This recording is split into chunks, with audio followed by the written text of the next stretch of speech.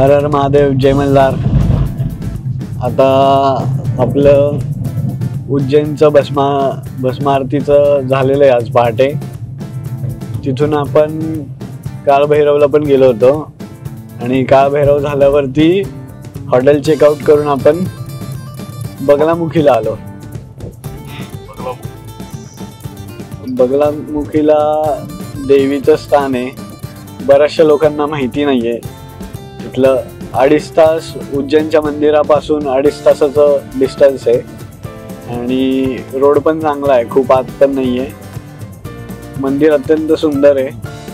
आता इतकं योगायोग आतापर्यंत जुळून आलेला आहे भस्म आरतीचा आणि यश आणि सदानंद पवार यांच्या सुट्टीचा पण.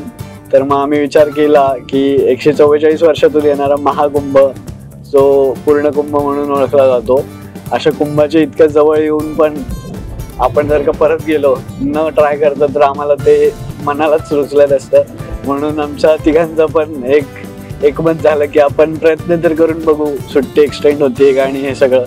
तर ह्याचे फोन कॉल्स आणि काल सगळे प्रयत्न केल्यानंतर सगळीकडून आम्हाला पॉझिटिव्ह रिस्पॉन्स आलाय. तर आज आम्ही इथून डायरेक्ट प्रयागला निघायचं जर्नी सुरू केली आहे. जवळजवळ आम्ही बगलामुखी पासून निघालो होतो त्यावेळेस टोटल डिस्टन्स दाखवत होतं 880 किलोमीटर आणि त्याच्याकरता लागणारा कालावधी हा जवळजवळ 16 तासाचा होता. तर आपण आता जो कालावधी राहिला आहे तो 13 तास 32 मिनिटं कालावधी बाकी आहे आणि 772 किलोमीटर अजून आपल्याला जायचंय. तर एवढं रनिंग तर होणं शक्य नाही आहे कारण आत्ता वाजले 4:30. तर आमचा असा प्लॅन चाललाय की गेले 2 दिवस आमचं कंटिन्यू ट्रॅव्हलिंगच चालू आहे आणि जे काय थोडी छोटी मोठी झोप होती ती गाडीतच होती. पॉवर नॅप म्हणू शकतो, झोप पण म्हणता येणार नाही. आणि त्या पॉवर नॅपवरती आजचा 3रा दिवस चालू आहे आमचा. तर आज आम्ही ठरवलेलं आहे की संध्याकाळी 7-7:30 पर्यंत जेवढं आपल्याला डिस्टन्स कव्हर करता येईल तेवढं करायचं आणि मग हॉटेल घेऊन स्टे घ्यायचं की जेणेकरून पुढचा प्रवास जो आहे उद्याचा तो आपण पूर्ण चांगल्या ह्याने चालू करू शकतो फ्रेश मूड मध्ये. आणि आता एमपीतून चाललोय आपण. सिंगल रोड आहेत आणि खूप म्हणजे इथली गावात इतर ठिकाणी आम्ही जे फिरलो, कर्नाटक मधली गावं म्हणा किंवा आपल्या महाराष्ट्रातली गावं म्हणा, गावागावांमध्ये राहणीमानांमध्ये लोकांच्या बोलण्यामध्ये भाषेमध्ये खाण्यापिण्यामध्ये सगळ्यामध्येच चेंजेस आढळून येतात आणि ते चेंजेस खरंच खूप चांगले असतात. एक आपल्याला वेगळा आनंद देतात ते चेंजेस बघताना. कारण इथे जर तुम्ही बघितलं तर या ठिकाणी घुंगट पद्धती खूप आहे. घुंगट म्हणजे इथे सगळ्या स्त्रिया, लग्न झालेल्या सगळ्या स्त्रिया त्यांच्या घरातली मोठी पुरुष असो किंवा अनोळखी पुरुष असो, कोणी पुरुष मंडळी दिसली की पूर्ण घुंगटच घेऊन चेहरा झापूनच ते चालत असतात. इव्हन त्या गाडीवरती प्रवास करताना सुद्धा ते याची काळजी करतात की आपला पदर सरकू नये म्हणून. म्हणजे हे एक मला इथल्या संस्कृतीचं जरा विशिष्ट वैशिष्ट्य वाटलं. यापूर्वी आम्ही एमपीला उज्जैनला चालू होतो, ओंकारेश्वर त्यानंतर उज्जैन हे सगळं झालं होतं. पण आता आम्ही फर्स्ट टाइम यूपी मध्ये जाणार आहे, उत्तर प्रदेश. आणि आता चाललोय आम्ही गुगल मॅपच्या कृपेने एका ब्रिजवरनं चाललोय. कुठली नदी आहे ती सांगता येणार नाही. काली सिंध रिव्हर आहे. काली सिंध. हो. पण गुगल मॅपने जाताना हीच खरी मजा असते की वेगवेगळ्या ब्रिजवरती किंवा असे अवजड रस्त्यांवरती ते घेऊन जातं.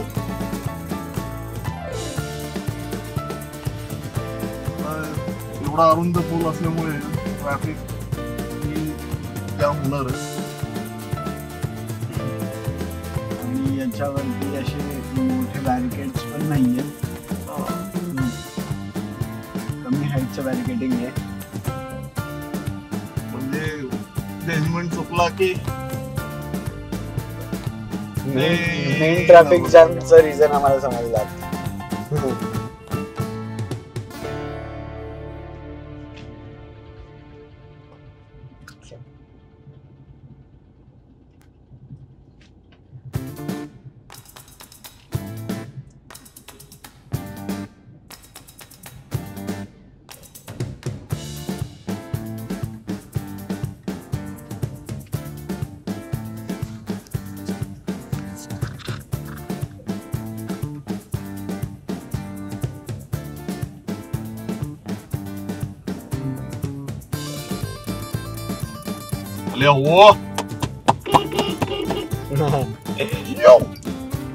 आणि अशा रीतीने बस आलेली आहे. बसवाले बाबा तंबाखू खाऊन नका थुकू.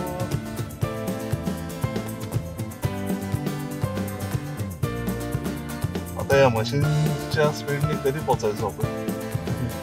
परत रिटर्न जाऊन उज्जैनचा कुंभ पकडावा लागेल आपल्याला.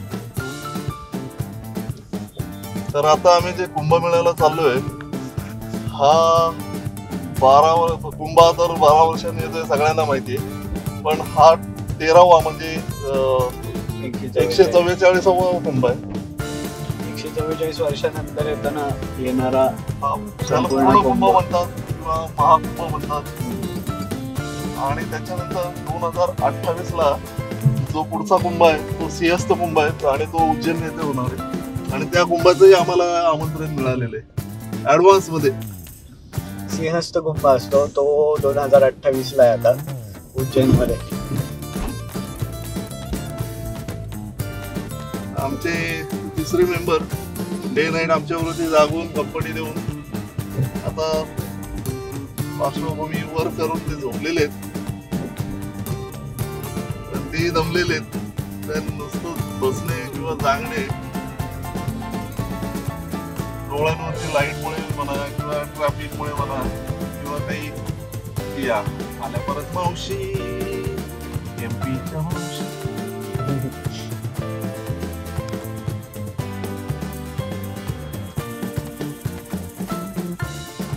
आणि कसे जनावर आता शेती वगैरे असली जनावर असतात लोकांकडे, पण ते जनावर जे वळवणारी लोक आहेत हे पण एवढ्या रिलॅक्स मूड मध्ये असतात ना की जसं काही त्यांना काही घेणं देणंच नाही. त्यांचं खरं म्हणलं तर ते दररोजच काम आहे, त्यांना माहितीये. त्यांनी उलट चपळता दाखवून त्या म्हशी म्हणा किंवा त्या लोकांना साईडला केलं पाहिजे. ते न करता ते गंमत बघतात.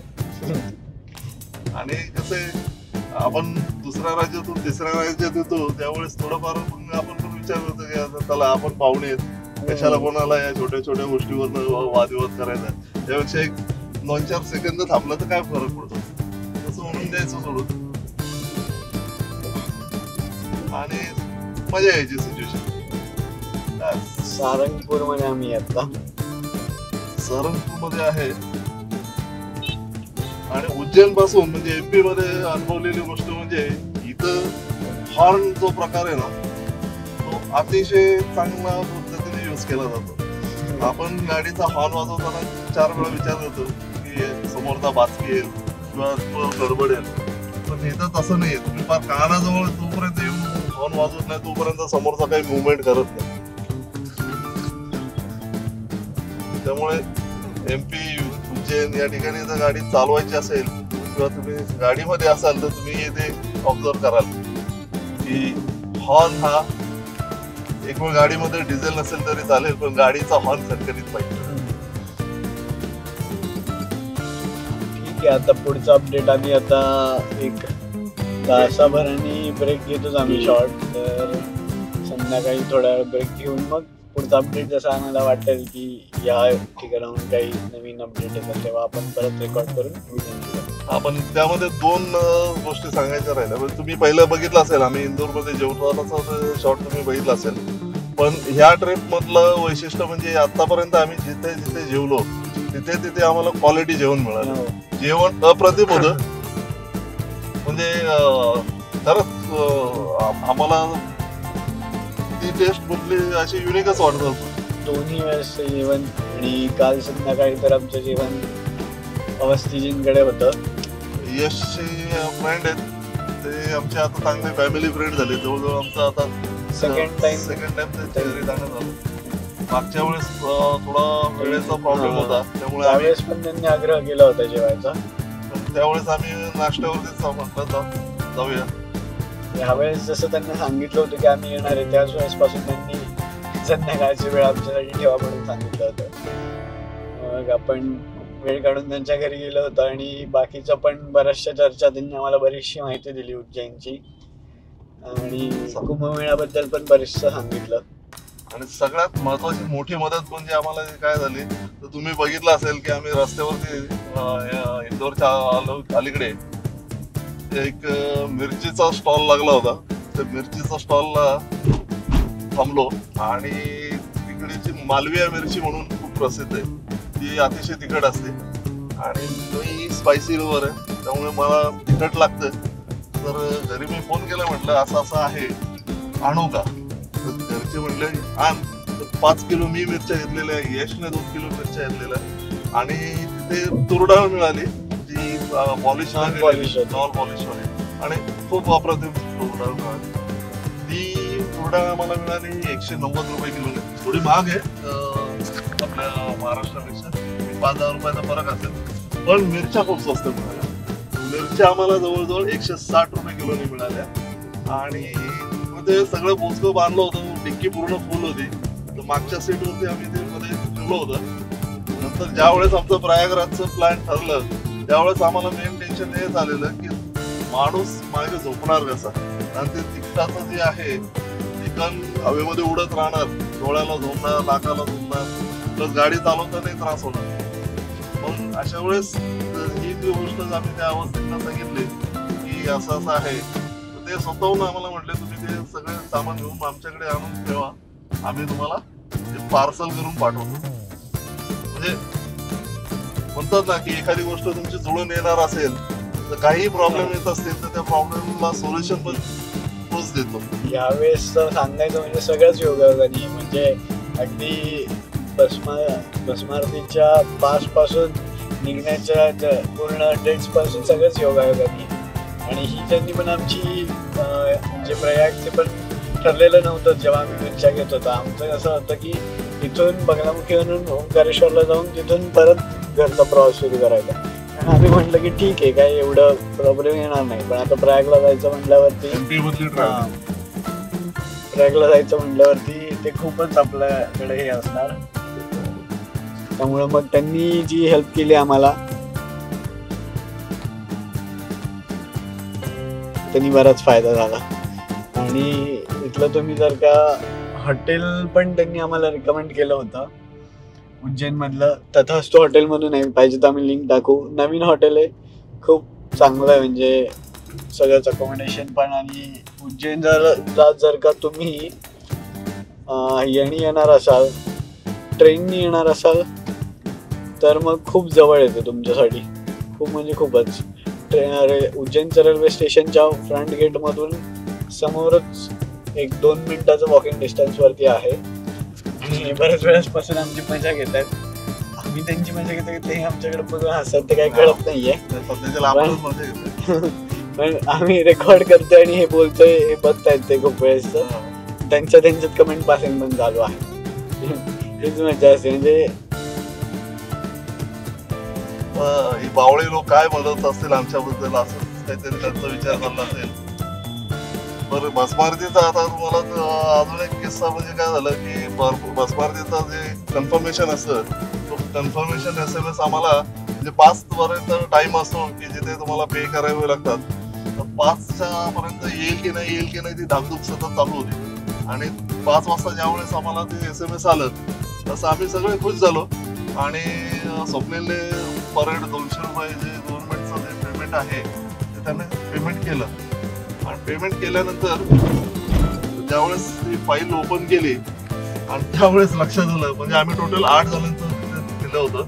तर त्यामध्ये त्या 8 जणांमध्ये नेमकं माझंच नाव नव्हतं. मी एवढा टेन्शन मध्ये आलो, अरे बोललो देवा, म्हटलं फार दरवाजेपर्यंत आलो आणि आता मला भस्मारती मिळणार नाही म्हटलं, कारण तिकडे अतिशय कडक आहे. जर तुमच्याकडे पास नसतील तर तुम्हाला अजिबात त्या टायमाला एंट्री मिळत नाही. भस्मारती चालू झाल्यानंतर रेग्युलर दर्शनवाल्यांना आतमध्ये सोडतात, पण थांबवून दिलं जात नाही. जे लोक भस्मारतीचं पास आहेत, जे सकाळी लाईनीला थांबलेले, त्या लोकांनाच एंट्री असते. तर मला शेवटपर्यंत पास मिळतोय नाही मिळतोय असं करत करत मग ज्यांना आम्ही रिक्वेस्ट केली होती त्यांच्याकडून तो आम्हाला पास मिळाला 7:30 8च्या दरम्यान, 6:30. आणि त्यावेळेस पण असं झालं की तो पहिला जो ग्रुप होता 8 जणांचा, त्यामध्ये स्वप्नीलचं नाव होतं, यशचं नाव होतं आणि बाकीचे आमचे पाहुणे होते त्यांची नाव होती. तर त्या सगळ्यांचं पेमेंट केलेलं होतं. त्या पेमेंटमध्ये यश आणि स्वप्नीलचं झालेलं होतं. आणि सेकंड टाइम ज्यावेळेस माझं परत रिक्वेस्ट केली त्यावेळेस आमचा तिघांचा आम्ही ज्यावेळेस बुकिंग करता नाव दिलं होतं त्यावेळेस तिघांचा ग्रुप म्हणून नाव दिलं होतं. तर परत त्यामध्ये स्वप्नीलचं आणि यशचं पण त्या लिंक मध्ये आलं आणि त्या तिकडे त्यांचे परत डबल पैसे. त्यामध्ये दुसरा काही ऑप्शन नव्हता, मॅन्डेटरी पेमेंट करणं भाग होतं. पण आता असं म्हणलं तरी ठीक आहे, पण ते त्याच्या मागचं कारण असं होतं की आम्ही 8 जण होतो आणि तुमचं एकाच्या ID प्रूफवरती 5 जणांचं पास होऊ शकतो. म्हणजे तुमचं 5 जणांच्या ग्रुपच्या हिशोबाने होतं. तुम्ही 8 जण असाल 7 जण असाल तर तुमचे 2 ग्रुप बनतात. आम्ही 8 जण असल्यामुळे 5 जणांचा एक ग्रुप आणि 3 जणांचा एक ग्रुप असे 2 ग्रुप बनले. त्यामुळे हा इश्यू झाला. बाकी तसं काय असं टेक्निकल ग्लिच काही नाही म्हणता येणार याला. पण पहिल्याच वेळेस आमचं 8 जणांचं झालं असतं तर मग हा प्रॉब्लेम आला नसता. आता आम्हाला हायवे लागलेला आहे, तर हायवे आता आम्ही आता आम्ही आग्रा रोडला लागलेलो आहे. तो छोटा रोड होता, स्टेट हायवे होता, आय थिंक तो संपलेला आहे आणि आता आपण नॅशनल हायवेला लागलेलो आहे. आणि खूप या रोड बद्दल ऐकलं होतं की खूप छान रोड बनलेला आहे आणि गडकरी साहेबांनी खरंच म्हणजे नॅशनल हायवे तरी खूप चांगले बनलेले आहेत. एवढे आपण नॅशनल हायवे करतो त्यामुळे ठाणेडोकपणे सांगू शकतो की काम सुंदर केलेलं आहे त्यांनी. आणि त्यामुळे आज आमच्यासारखी छोटी गाडी सुद्धा या मोठ्या चांगल्या रस्त्यावरती आरामदायी प्रवास करू शकते.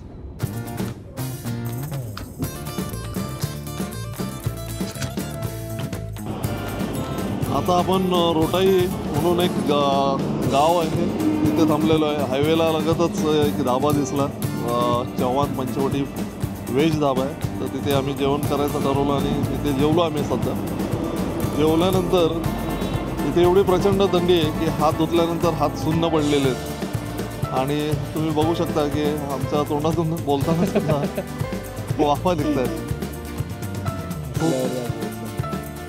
हसल्यावरती जास्त निघतंय आणि जेवताना म्हणजे आयुष्यात पहिल्यांदा जेवताना एवढा वाफा निघत होत्या.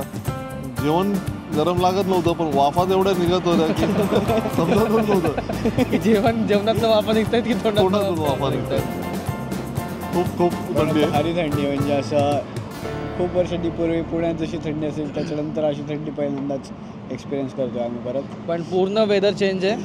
निघताना आपल्या पुण्यामध्ये पावसाळी वातावरण झालं होतं आणि 19च्या आसपास काहीतरी टेम्परेचर होतं आणि आज पण एका मी मित्राच्या स्टेटसला बघितलं पुण्यातलं टेम्परेचर अराउंड 19 चालू आहे.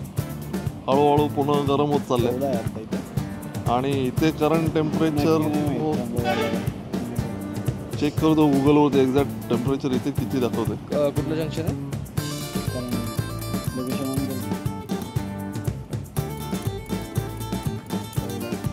14 डिग्री दाखवते पण आणि मिनिमम 13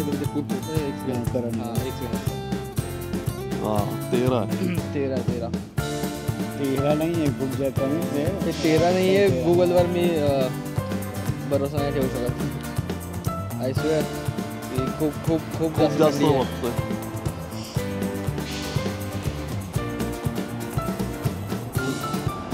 ओके आता भेटूया हॉटेलमध्ये. आमच्या चॅनलला सबस्क्राईब करा, लाईक करा, शेअर करा आणि सबस्क्राईब केल्यानंतर बेल आयकॉन दाबा की जेणेकरून आम्ही अपलोड केलेले लेटेस्ट व्हिडिओ तुमच्यापर्यंत पोहोचतील. हर हर महादेव, जय मल्हार.